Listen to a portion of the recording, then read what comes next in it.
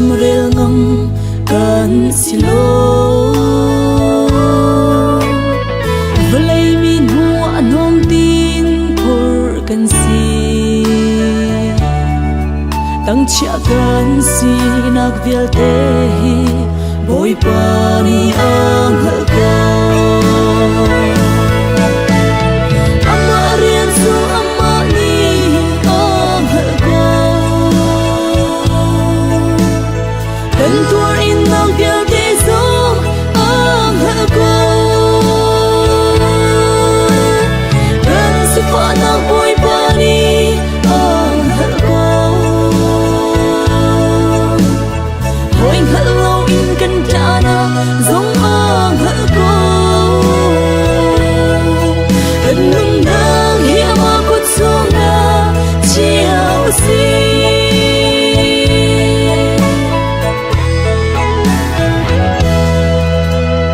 velai min huwa mi rum kan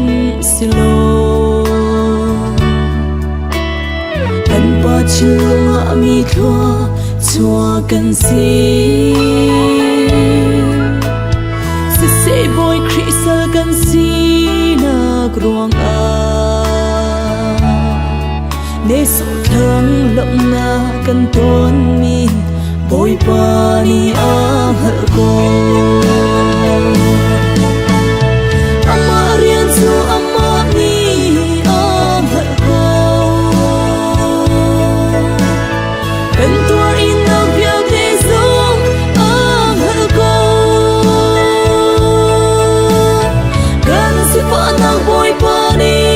Hngalh ko hoi Hlawn in kan jana zong Hngalh ko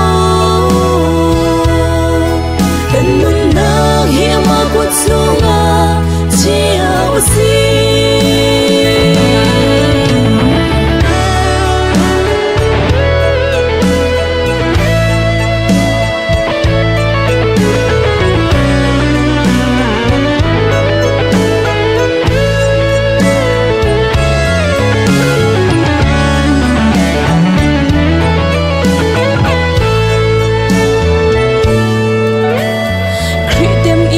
trong pi tu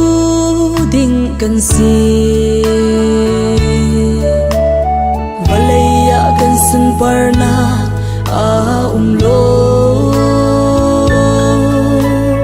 kan nun nak hi Bawipa cha hang usi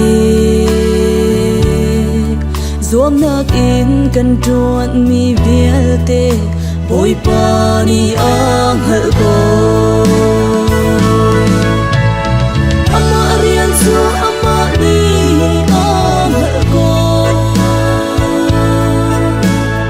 kan tuar in nak vial te zong Hngalh ko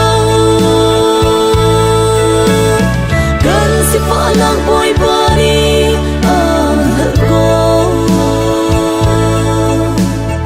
hoi Hlawn in kan jana zong Hngalh ko kan nung nang hiama kut sunga chiao si